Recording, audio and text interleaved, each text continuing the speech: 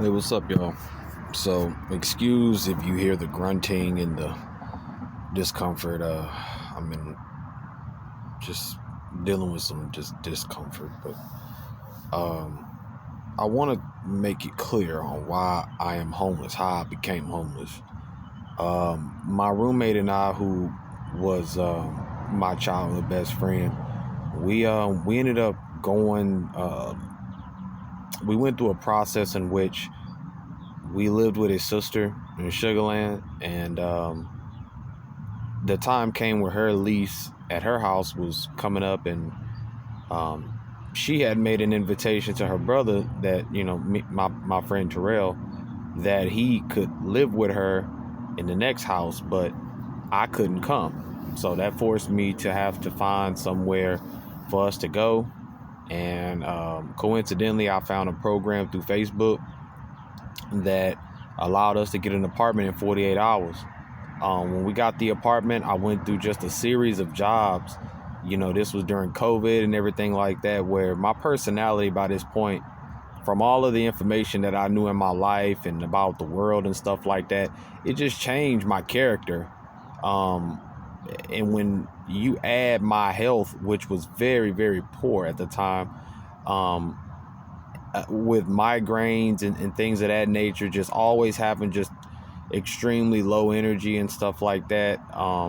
It wasn't a good combination to have, especially when you're out in the workforce and things of that nature.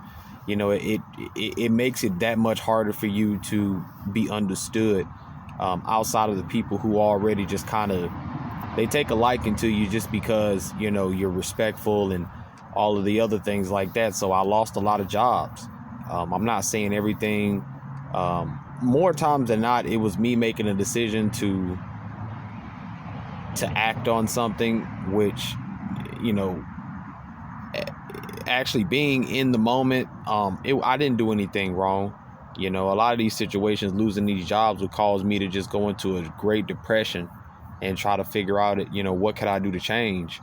Because, I was working in a team fashion with my best friend Terrell, where he was picking up a lot of the slack. Now, again, I went through a lot of mental gymnastics as far as spirituality and stuff like that. While I knew that Terrell wasn't on my level when it came to that, he had an ability to keep a job, despite his drinking and things of that nature. He was still able to keep a job.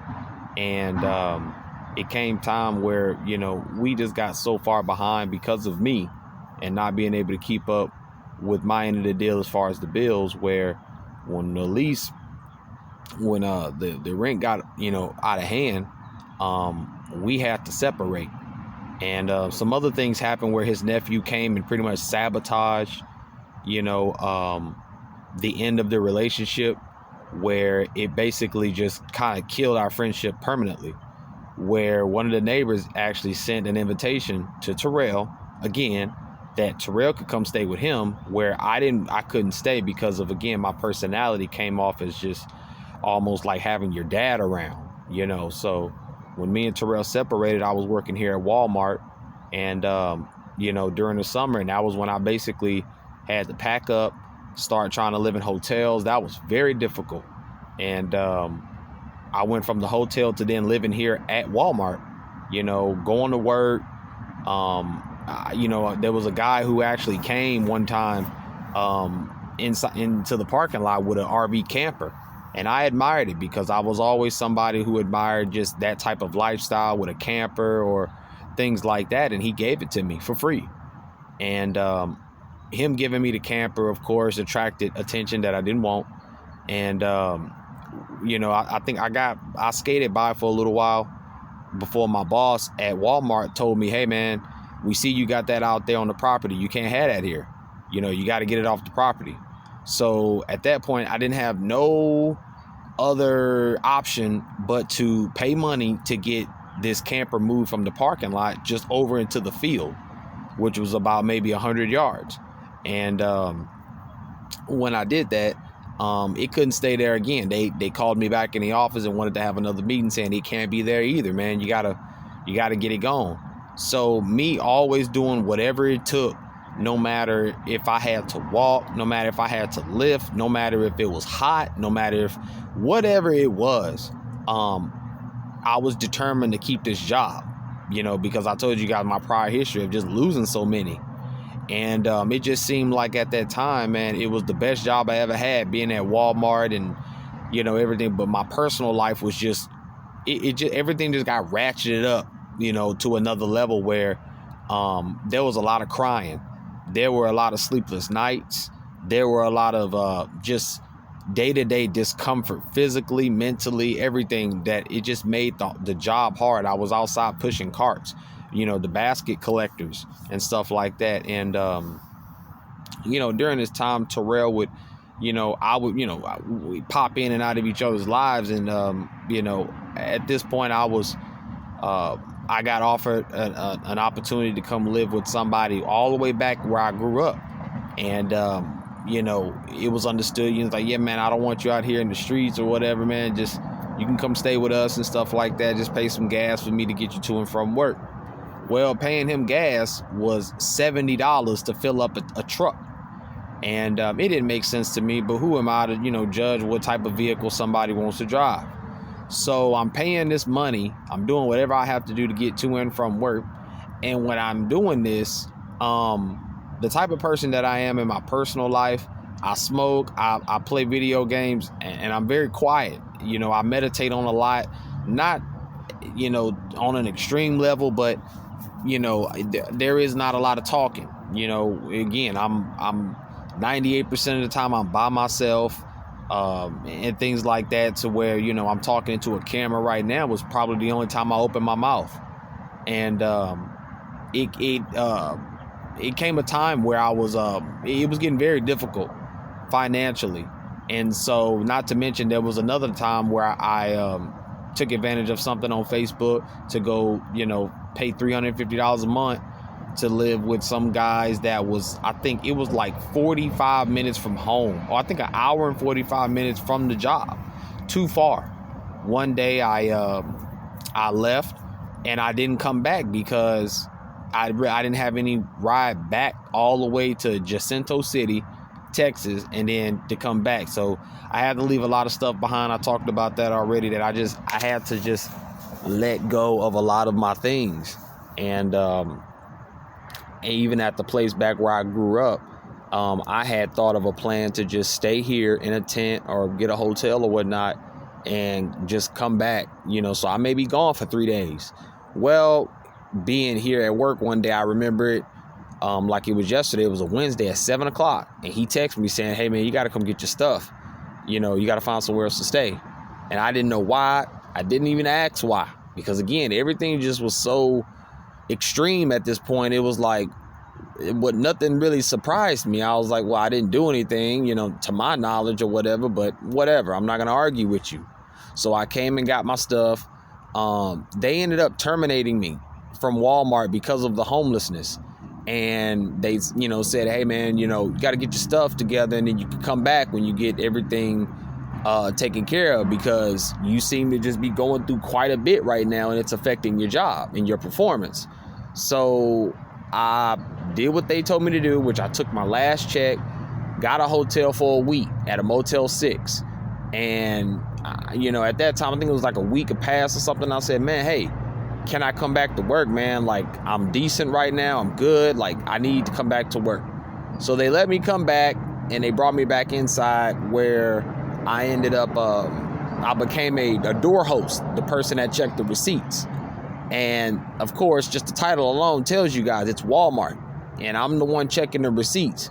Now, this was very problematic because at first I like people, as much as I think my introvert personality makes my extrovert moments better, because it's almost like my spirit is just wanting to, it wants to just be a part of humanity in a social type setting. So everywhere I went inside of Walmart, every job I ever did, they were always bothering me. And then when I say bother, I mean exactly what I mean, bother. Where when you're doing something in the beginning it's a problem. And you know, later down the line, especially if you see someone else doing it, you're like, wait a minute, so there's just like a time frame that I just, you know, that you're gonna just keep fucking with me until we reach like maybe, you know, the second or third week. Now I can wear the headphones. Now I can, you know, whatever. You know, that irritates me, you know, because I'm going into that knowing like they're gonna bother me. You know, it's gonna happen 2, 3, 4, 5 times before it becomes something that, oh, it don't matter. And that to me is like, no, man, like I don't even want to go through that. You know what I'm saying? So, you know, all throughout this entire situation, I have had 2 opportunities, you know, Terrell even, you know, and if for people out there that have done shrooms, Terrell had an emotional epiphany about how the whole thing unfolded with me and him, and he invited me to come stay with him and Tim. And me and Tim talked about it, and Tim was like, well, you know, it is, you know, I kind of want to see. Tim is a white guy who Terrell is a black guy with dreadlocks, listening to rock music, plays video games, drinks, smoked, all that. And so Terrell found it, like, it's like Tim found, like, Terrell found a fan in Tim. You know, I'm like that. You know, I'm very likable with all races. You know, and it's very easy for people to say, man, I see why people like you, man. Like, you not like all these other niggas. You're not. And, you know, it's natural. So that's why I see the obsessive need to want to just have Terrell to himself. Trust me, I get it.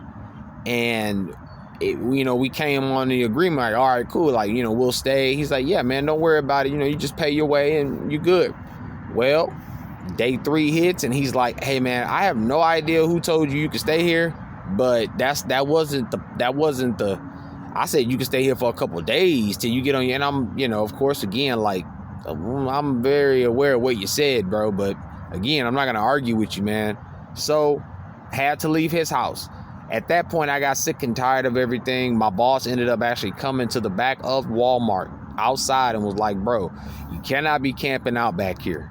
So when that happened, I had to pick up my stuff and just walk to somewhere else I could find, like, to live. And luckily, I do a lot of walking.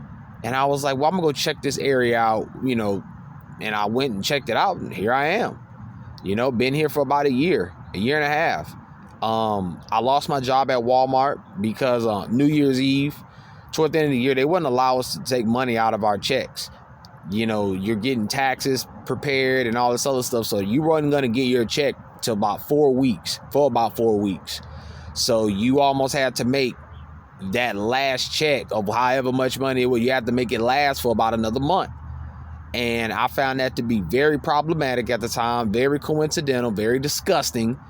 And I needed, you know, money to eat and stuff like that. And I had already ran through all these people that I asked for help. So I got frustrated.